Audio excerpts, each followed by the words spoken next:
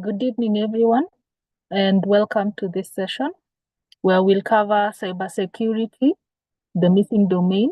Our host today or presenter will be Victor Wanyama. I'll do a brief introduction before he comes in to take us through the session. So Victor is a human performance.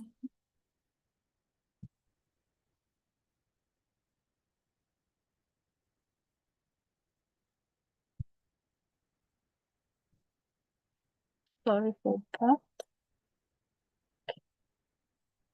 Okay.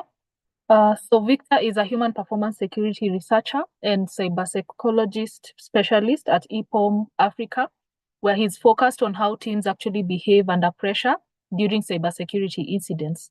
His work involves examining decision-making breakdowns, coordination stability across incident life cycles, and the physiological factors that actually shape detection, response, and containment outcomes in high-stakes environments. He supports security operations centers, that's SOC, incident response teams, and security leaders across regulated and critical infrastructure sectors, helping them actually build resilience where traditional frameworks actually fall short under real operational stress. Victor is an author of Warm Systems, a weekly newsletter that explores human behavior in cyber incidents through field-driven narratives, alongside a companion series written for security executives from the perspective of the executive floor. He has published over 80 articles, including for us as Assurance Africa, with work features across the United States, Africa, and Asia, and is sought after to speak at conferences including the Africa CISO Summit, Africa Cyber Defense Forum, Cyber Week Africa, DevOps Summit, AI Finance Summit, BFSI Summit, and the CIO 100 Symposium. He serves as a global ambassador for the Global Council for Responsible AI and is a member of the Cognitive Security Institute and the Center for Neurotechnology and Law. Welcome, Victor. I know towards the end, you'll talk more about what you actually do as a cyber psychologist. Karibu. Thank you very much. Thank you for the introduction, and I'm happy to be here. I would like to share my screen now.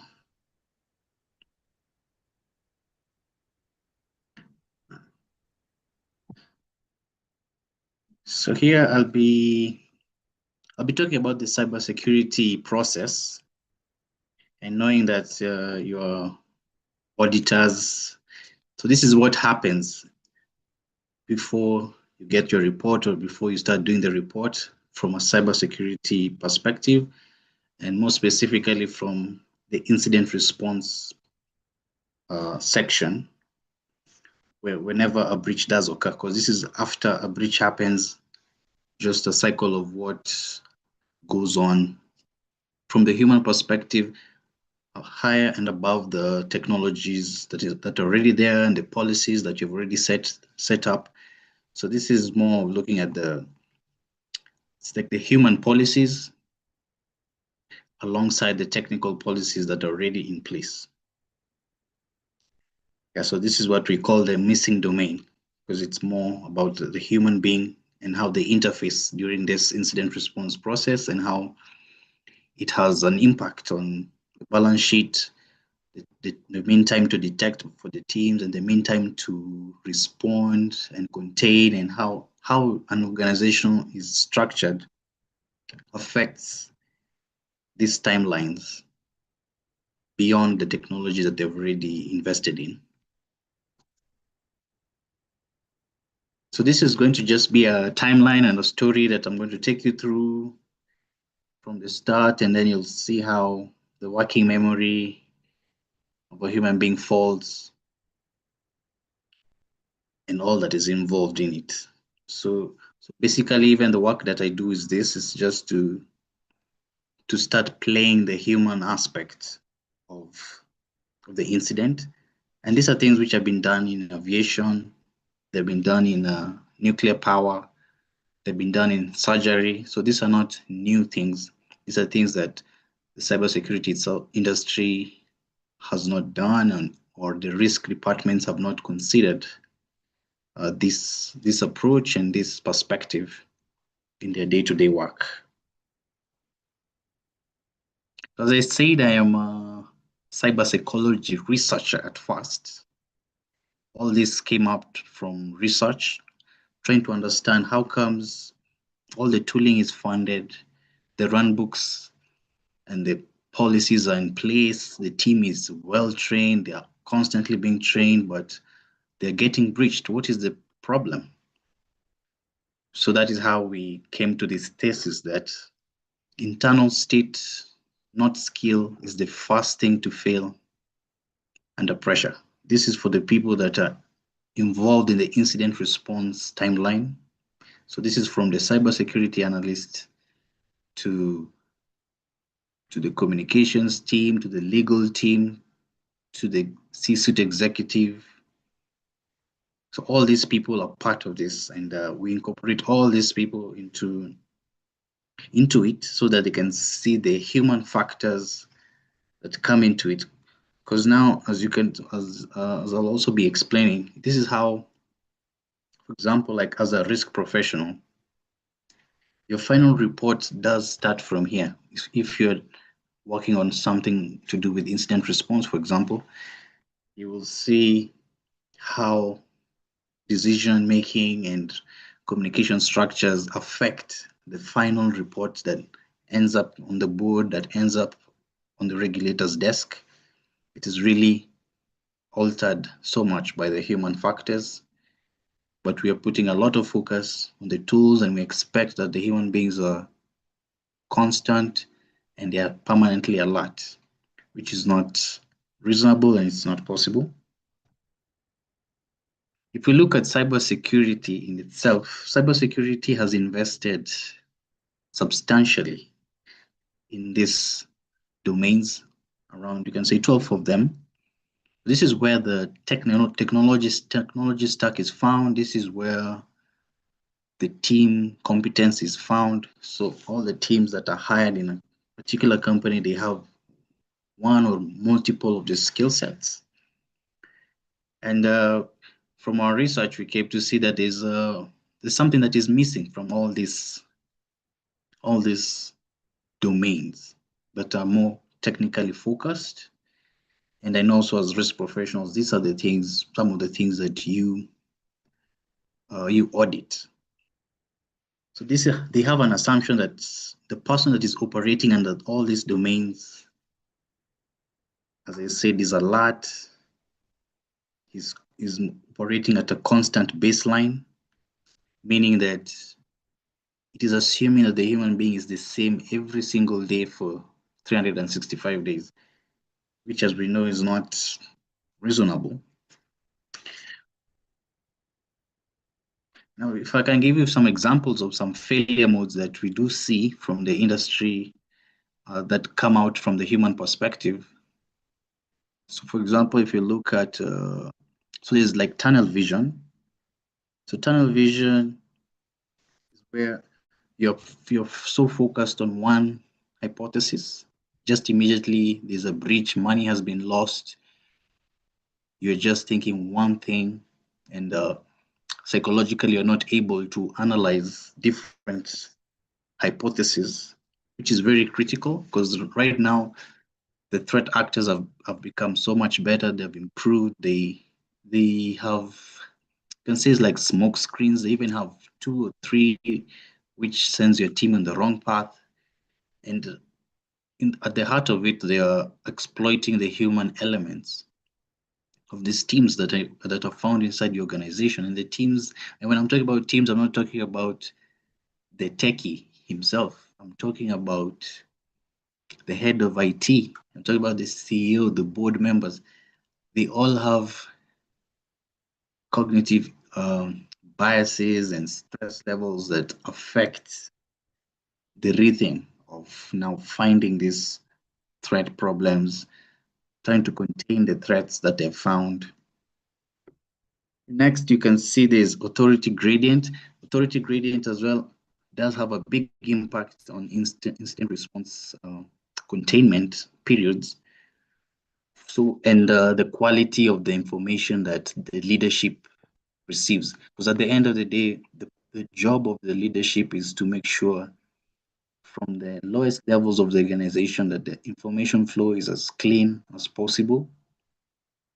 And if we have authority grading now, here I'm talking about, can a person who is 5 levels down send information directly to them, to, for example, the head of IT, or contradicts the head of IT, even if they joined 2 weeks ago? Does the organization have the structures in place that allow for this?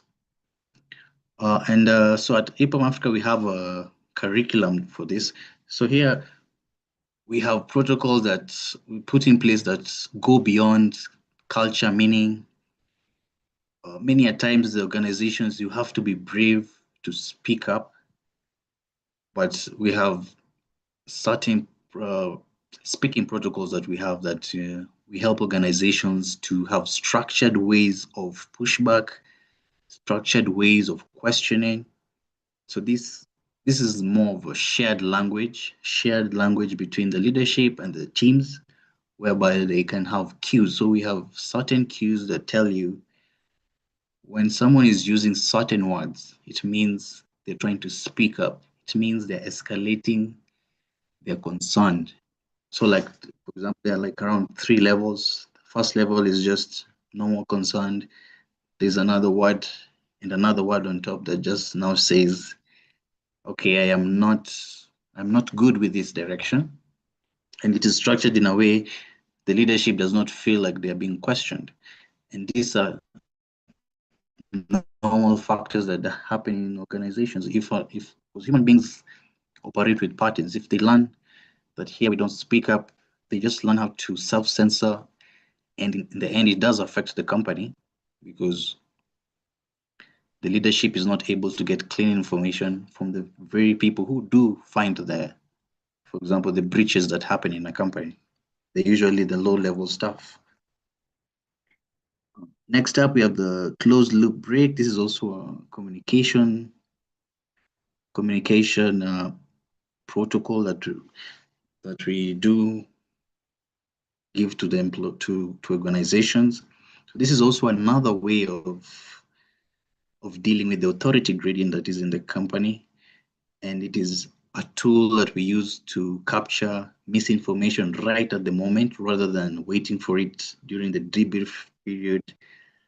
So this is something that has been used in aviation, it has been used in surgery, so it is, and also military as well.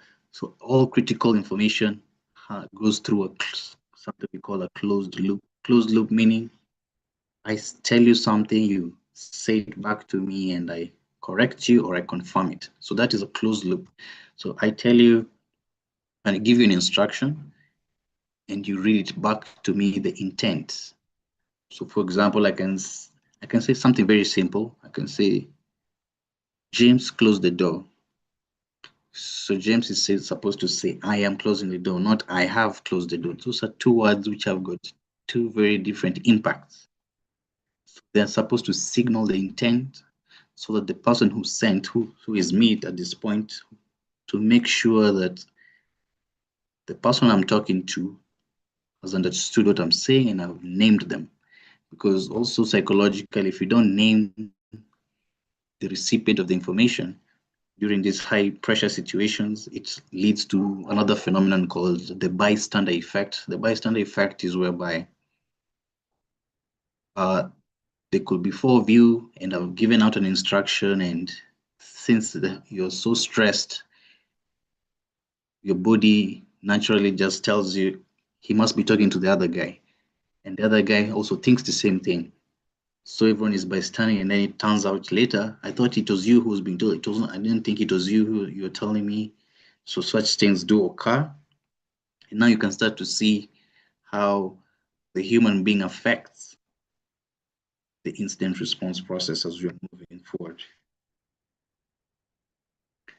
So if we look at the human element again, we have a tier 1 resource here that does validate that 60% of confirmed breaches still involve the human element, even with the sophisticated tooling that we have. with the AI that has come through, we still have the human being at the center of all the breaches. And they are mostly psychological rather than a technical problem. And if we look at phishing percentages, the phishing percentages have gone down over time. They've gone down over time, and right now they're at 1.5%. So they've been going down marginally over time.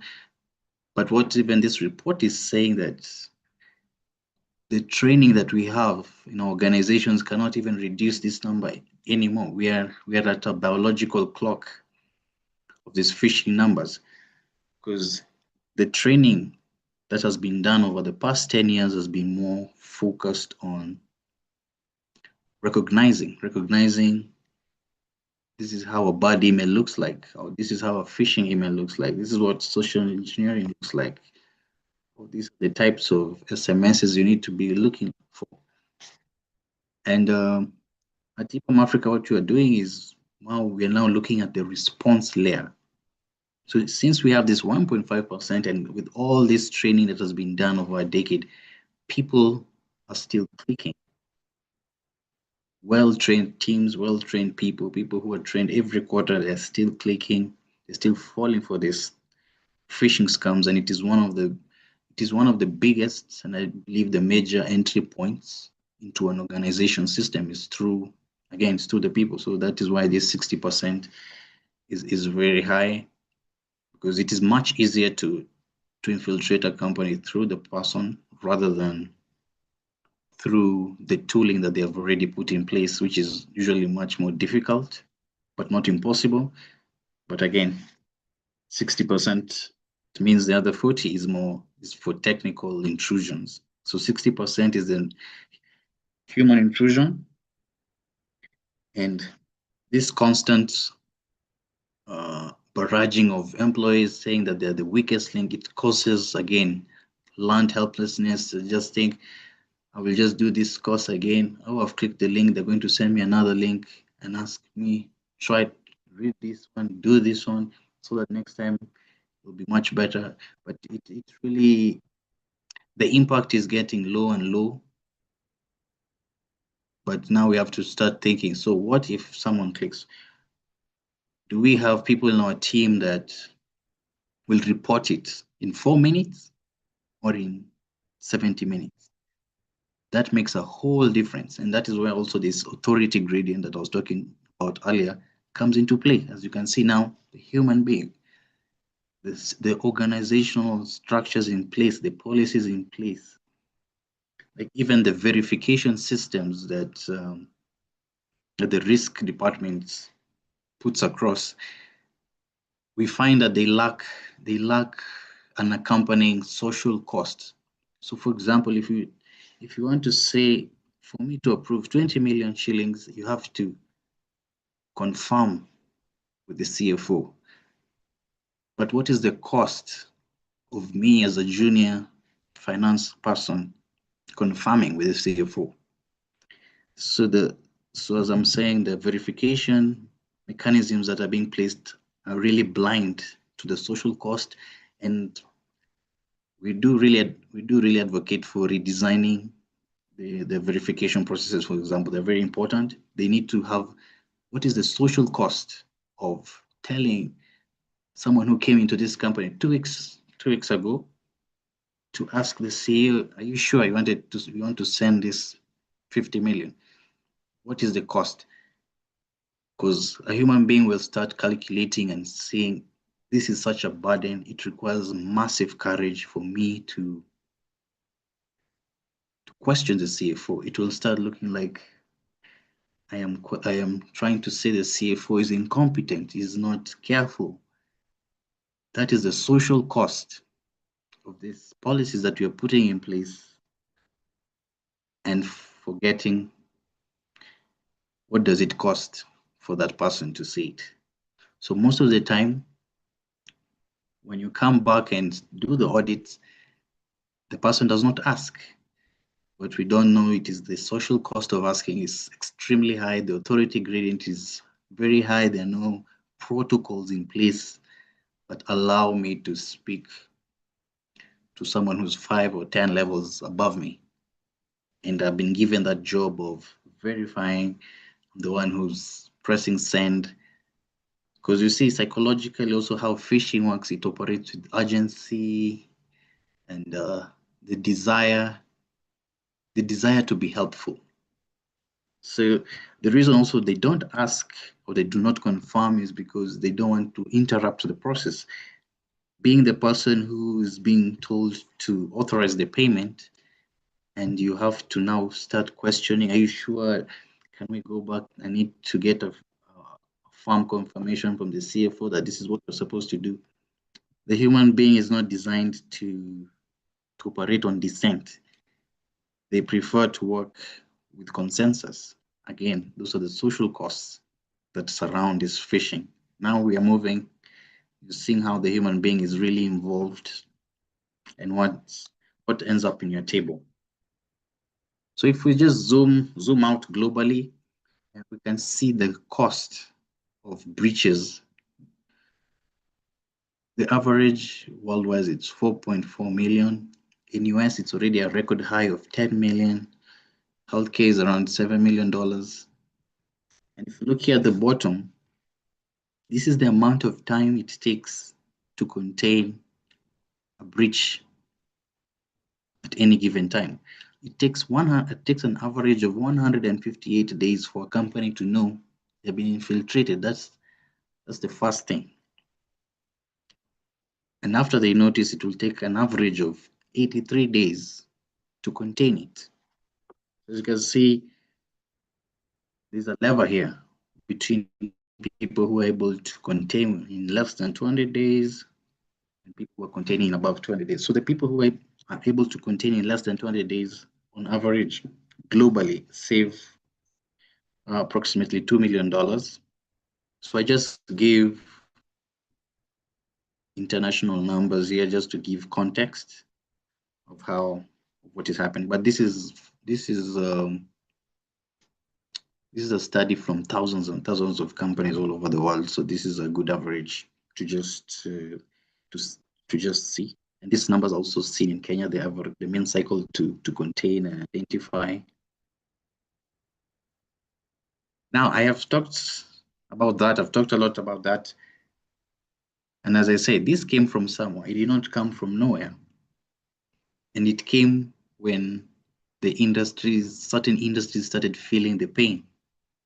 And the pain was visible. If we look at aviation, in 1977 is when we had the greatest airline disaster in Tenerife, somewhere in Spain. 583 people died. And they died because of miscommunication, fatigue, and the authority gradient. And it was just simple wordings, like they thought the air traffic controller told them they need to take off, but the air traffic controller said prepare to take off. So that word, actually the word takeoff from this disaster was removed. Just that single word saved so many lives. And at the same time, it was shown that the junior pilots, they could not speak up to the main pilot, because the main pilot was a veteran. He had actually taught them, so he was famous in the industry, had massive experience. And in that moment, even if it costs your life, a human being tends to self-censor. So what did they do? They came up with something called the crew resource management and closed loop mechanisms that I even talked about. Sterile cockpit is where avoiding to talk things that are not incident related, so which just pollutes the environment, just focus on what is happening. So this really helped. It helped to reduce the airline disasters that have been happening. Even now, it's pretty rare to see an airline disaster happening. Same thing happened with medicine, surgery. Through the World Health Organization, they were able to reduce surgical errors by a third. Again, this was really the authority gradient. And just to even bring it much closer, imagine being an anesthesia in a theater and the head surgeon does not listen to anybody and you are not there to save yourself. These are the things that even happen in cybersecurity. It is now the person who's an anesthesia in this situation is the customer who is going about their life, does not know the person who's in charge of their money somewhere, does not does not has a very different authoritative style, has very different ways of deciding things that end up polluting and causing latent failures in the organization, which in the end might impact them through loss of revenue, loss of reputation. Again, also nuclear, this had a reckoning as well. There was a disaster that happened in 1978, and again, it was more, the communication was so poor that even today, I believe, even you in the audience, you think nuclear is bad, but actually nuclear is very good. It's the cleanest energy source, but the disaster and how the leadership spoke to the public really, really polluted uh, the recovery of this particular nuclear reactor, and it caused a lot of damage. Till today, people are very suspect about nuclear technologies. But again, they also introduced things like peer check because of fatigue. You know, you're sitting there for hours and hours and hours, and nothing is happening. Again, a human being just learns the patterns, and when something happens, sometimes they just don't know because it has been 3 weeks of no problems. So now with all these three, cybersecurity has not been faced with this reckoning. And why is this the case? As I said, with aviation, the crashes are actually public. When you look at cybersecurity, you just hear a bank lost 2 billion, like 6 months later. It is very private. Even inside the industry, they don't share threat intelligence about because they are afraid of divulging information about their technologies or their weaknesses, which they feel that their other competitors might use against them. Yeah, so you see, if a plane falls down, if a nuclear reactor blows up, or if somebody dies in the theater, these are things that we see, and the industry is able to investigate because it has been seen. All airlines will want to look for the black box, understand what happened. They want to listen to the voice recorder to understand how the human beings were thinking. And that's even how we like to think about this work that I'm doing. This cyber psychology is more of the voice recorder of the airplane, not the black box. The black box is the technology, the technical aspects. The ones that I showed you, those 12 domains, those are the black box. The voice box is now how are the human beings interacting? How are they communicating? How are they deciding in this moment? Cybersecurity, when it happens, we do not hear, and we're not able to learn in collaboration or as a community. Secondly, we naturally, the cybersecurity or the IT industry, they have just a bias of tooling, or even just a normal company. They just know, just buy these tools and place them there. Everything will be fine.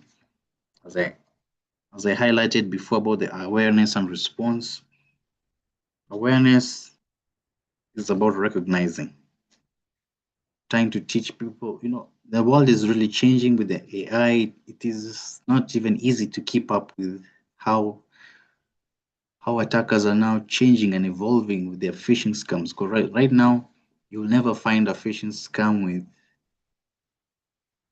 with bad grammar. It's very rare. Now they just use the public large language models like a ChatGPT, and they write it in good English.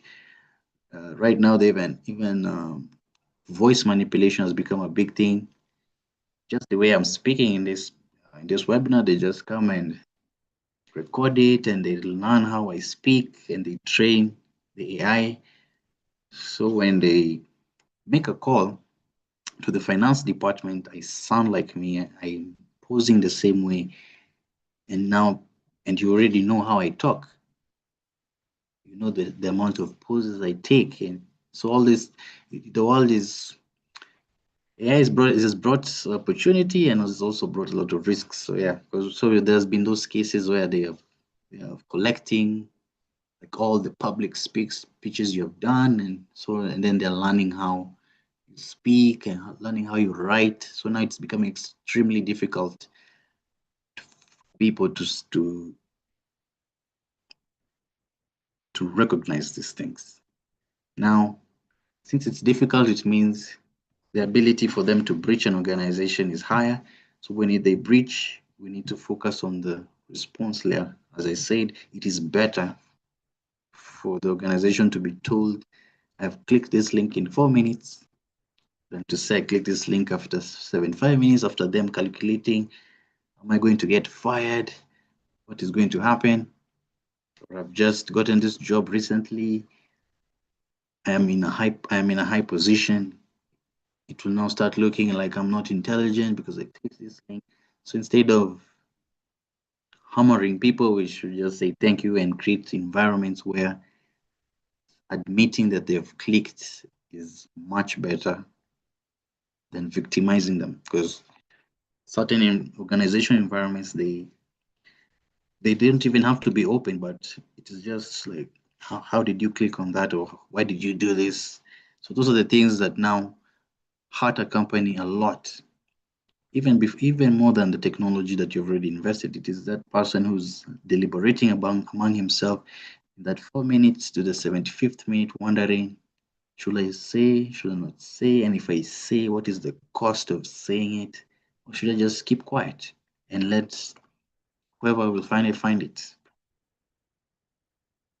And lastly, here, we don't have any regulation in place or risk frameworks in place that inculcate this thinking and have organizations also have follow these protocols to make sure that they're improving their security posture, they're able to protect the organizations better by understanding the human beings in the organization and how they think, how they communicate, how they interpret issues, especially on the response side more than the recognition side. And if we go back to economics, I said earlier, majority of the organizations that contain breaches in less than 200 days, they tend to save around $2 million. And with the AI, organizations are in general saving around $2 million through automating repetitive tasks.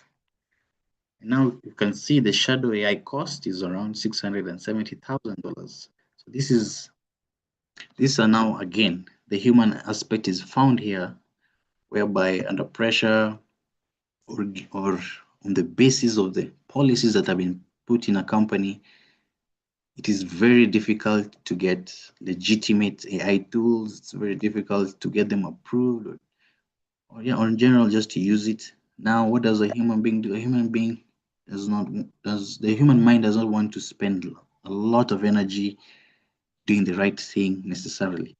So what happens, you find that employees just use unsanctioned large language models to get a quick answer, because the bureaucratic processes that have been placed by, again, I can say the risk team, make it so hard for them to quickly take action, quickly take decisions.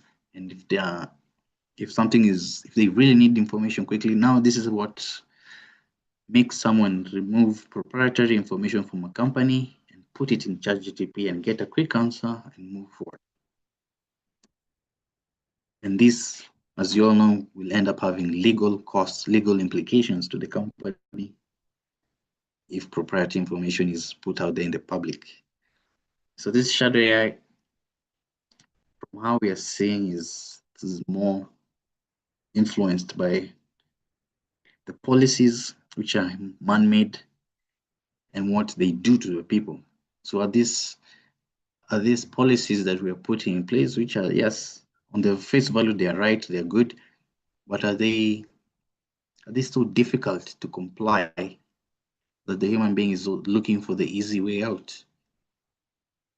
Yes, so because as you know, for a policy to work, it needs to be very easy to implement. If the policy is taking a lot of cognitive effort to do, you tend to see a drop off in compliance. Yes, so this is what we call the human performance security.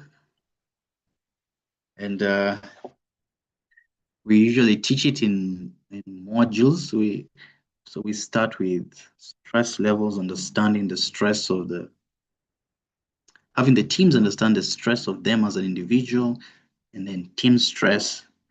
And then we move. So stress does trigger biases in incident response. For example, we have identified around 8 biases that crop up. Some examples could be confirmation bias, where you just believe it is direction A, and all your thinking and all your containment strategies based on that confirmation. Or anchoring, which is a bias that it's a bias that affects you on the basis of how you receive information. As the more information you receive, the more it tilts the way you think about issues or the way you communicate. Availability bias could be something that happened in your organization last week, or it happened in an industry company, and you believe the same thing is happening to you. So you tend to not have an objective view of the whole entire landscape. So we do go through the biases, and then so once you understand the stress and the biases that come out of it, you can now move into the decision-making structure. So this is here, it's more about having pre-agreed decision-making before an incident does happen, because that is the point. The point is to be able to have an agreement of this is how we decide, this is how we report, this is the cadence, this is the timeline. And it is more about, for example, for the incident response teams, it's more about giving them the air cover within the first hour for them to just figure out what is the problem. We don't want finance, we don't want CEO asking every 2 minutes, because now they understand. If you keep showing up in the office there every 2 minutes, where have you reached, what is happening, you're spiking their stress levels, and you're spiking their biasness. And again, human beings learn through patterns. They figure out the leader wants information all the time. It makes them take mental shortcuts, because the cognitive bias is mental shortcuts in plain language. So they do not process full information, and then then now you see how they give the leadership fractured information that is not pure. It is more pressure-based rather than factual information, which now that's why you see these timelines of 158 days to detect, 83 days to contain. Now that is where the human being is playing a key role. The technology has already been surpassed. What is left now is the people, how they're deciding, how they're communicating now. Again, communication, there needs to be a pre-agreed communication structure. Again, on situation reports, on speaking up when you're not comfortable with a particular direction. And these two elements, the decision making and the communication, does now lead to the team coordination and trust, because now they know how they're thinking, and they know how they're speaking. So the decision and the communication together, the team will coordinate, and they'll be trusting each other, because there's a structured, pre-agreed way of looking at issues. Then we look at fatigue as well, which is key fatigue management. Like in cybersecurity, it's almost like a badge of honor to do all-nighters, take coffee, take energy drinks. But so we explain how it does affect and how a fatigued person can be a leading cause to more damage when you're trying to contain a situation that's happened. And then we move into things like post-incident recovery, where we cover things like the second victim phenomenon, where second victim phenomenon is you can think about during the COVID period. The first victim was the COVID patient, and the second victim was the caregivers and the medical fraternity, the nurses, the doctors. So here we tend to just believe once it has been contained, like a switch, the human being will just move on and come to work the next day. But it has a big cost, especially just given the severity of it. For example, like in Kenya or in Africa, whenever there's a ransomware where your systems have been locked and you're being asked for money, almost 99% of those people gets fired all the time, always. And it causes this, now this is the second victim effect, it causes professional shame and anxiety, hypervigilance. Like if you've ever been robbed, for example, like a phone or a laptop, for the next 3 weeks you believe everyone is a thief, everyone looks like a thief, or everyone looks like they want to come and steal from you, for example. So that's the hypervigilance, and teams also need to be able to ramp off after an incident, not just assume it's just another Tuesday, it's another day because I'm paying you, just come back to work and continue like as if nothing happened. It has a lot of residual effects, and how we have found that how you close an incident is going to be the beginning of how you start the next one. So if it ended in a fractured way where people got fired or became so expensive to speak the next time something happens, again, the human being has learned. Here we don't say anything. Here, if you speak up or you give an alternative view, it will be pinned on you and you'll be fired. So the human being self-censors, and now the things like they were saying, the bystander effects take root, and they assume that someone else is going to take it. And even when I was didn't mention about the stress. Stress is the fight, flight, and freeze situation. So it brings about those things. Fighting is arguing about a direction to take. Freezing is where someone is not able to take an action. So we also have protocols that help the teams to take at least the first reversible action. So we classify between reversible and irreversible, and making sure the teams understand not to treat reversible decisions as irreversible and properly classify so that this one really does affect the decision tempo. So if it is reversible, you make the decision quickly with less consultation. If it is irreversible, we make it slowly with more consultation. Flight is the bystander effect again, or it is things like a smoke break or going to the loo, because you know this how the company works. By the time I come back, someone else will have been given that decision. So it is a stress response. It's not a form of incompetence. It's just they just know within the next 1 minute they are most likely going to choose me, and my stress levels are way up. So you just go outside and you come back after 5 minutes. So that is a stress response that we do see. And so all this is just to have the team, the leadership to understand the human aspects that happen during this process and to incorporate them through no blame and just culture principles to bring it all together and bring it together with the technology that they already have, because this is not an alternative to the technology tools that need to be in place in a company. this is something that they need to work together with. And yes, in closing, the thesis is still the same, and we're still digging into it. Internal states, not skill, is the first thing to fail under pressure, despite the tooling that has already been funded, the run books, the policies that are there, the training has already been done. And yes, this is my presentation. Thank you very much.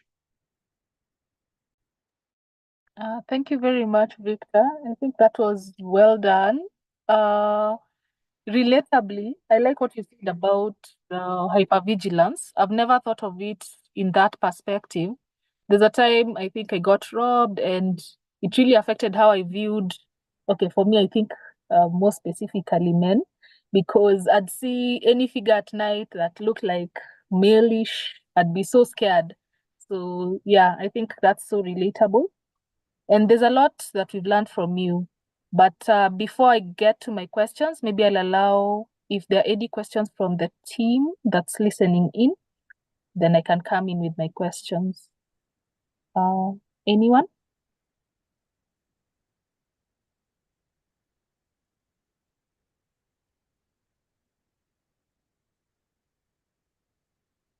Okay, I can't see anyone unmuting or any hand.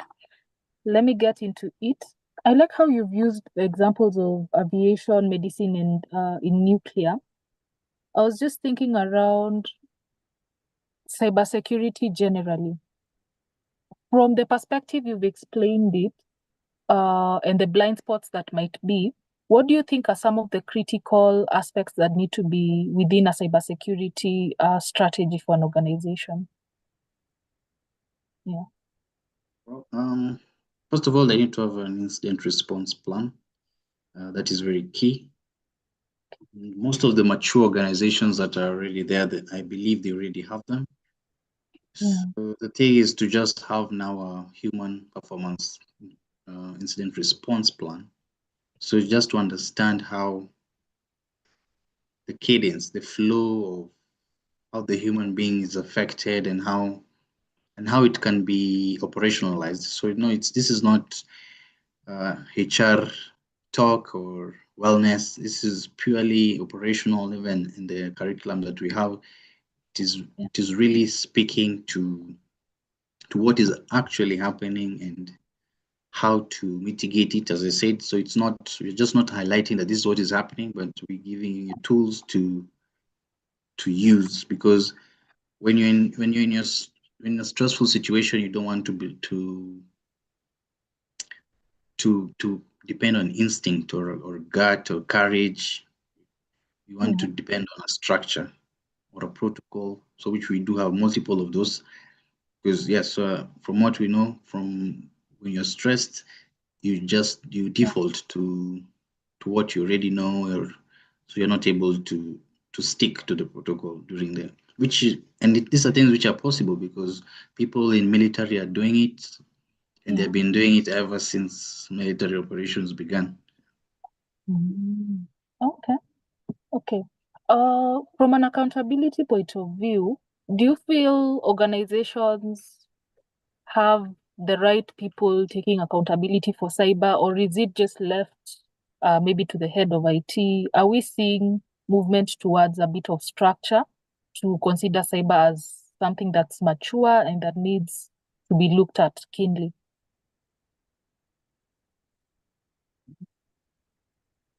It's not every company, but from my perspective, cybersecurity should be taken as a leadership issue, not an IT problem. It needs to be removed from the IT space and be taken to the boards. I mean, I do believe people like the chief information security officers need to be in the board to explain the cybersecurity structure to the leadership. Yeah, so it will really help with the accountability. And as I said, for the ransomware incidents that happen, 99% of people get sacked because clearly it is not being seen as a business issue. It is just an IT problem. We can just remove him and get another person. Yeah. Okay. or the way it is structured is that is the person we can blame. Yeah. Okay.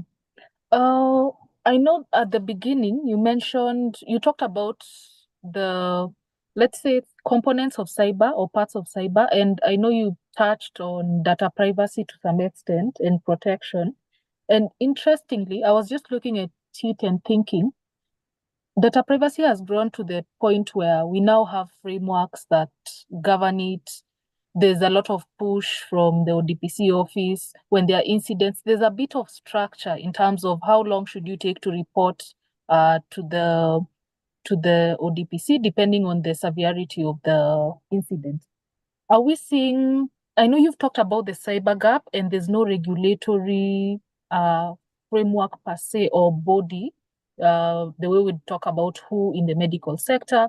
But do we think in the next few years there'll be a bit of change, or that's something that's passed by time? Because if you think of it, did cyber come first or did data privacy come in first? Yeah.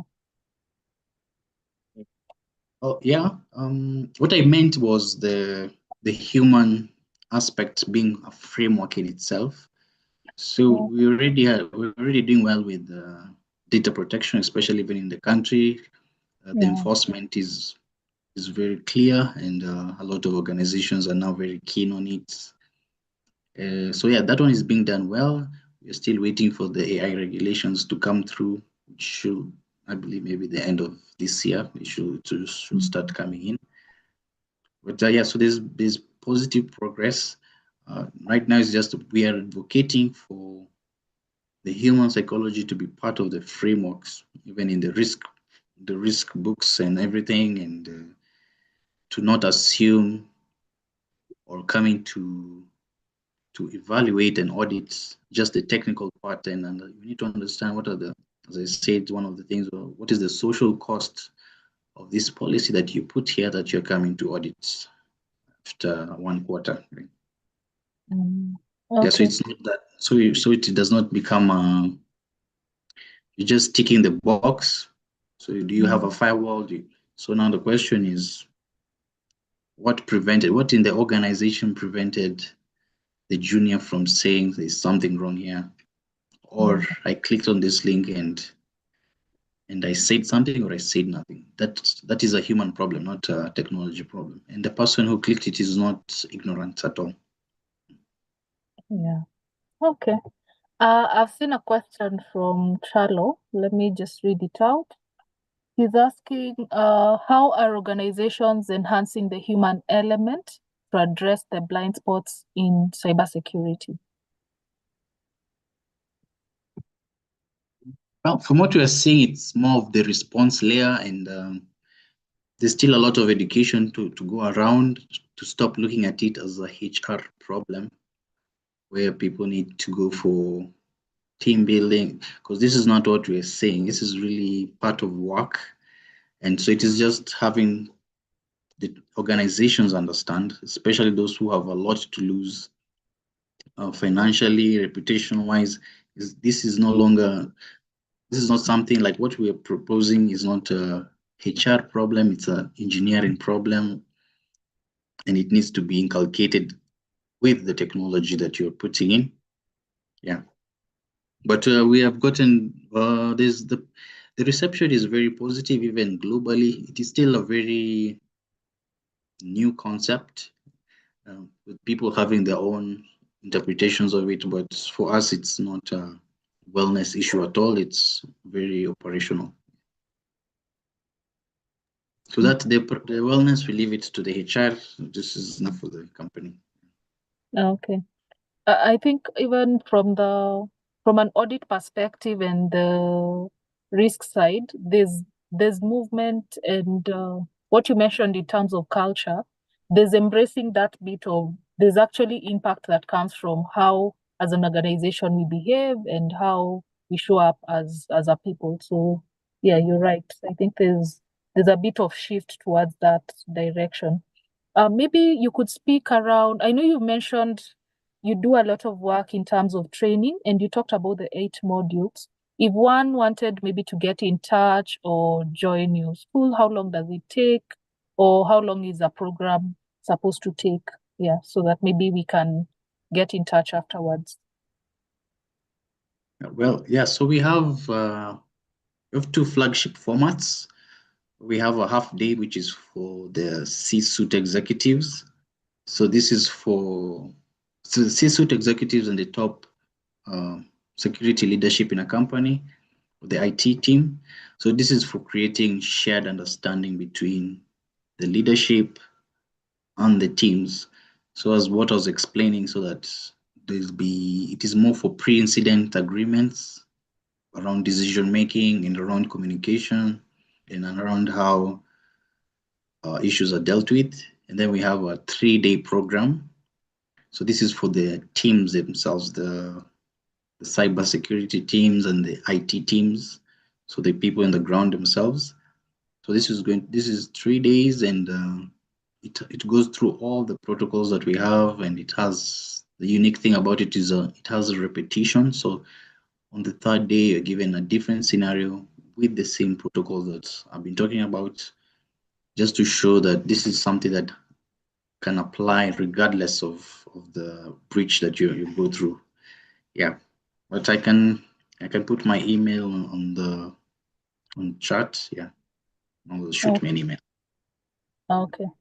I think that's great. I wouldn't want to take this forum beyond 1 hour. So unless there's any question, we can call it a night. Thank you so much, Victor, for having us and for taking us through this. I know it can be overwhelming for maybe people who are not in the cyber and IT space, but you've really broken it down to the point where we are able to understand it. I think till next time, thank you very much.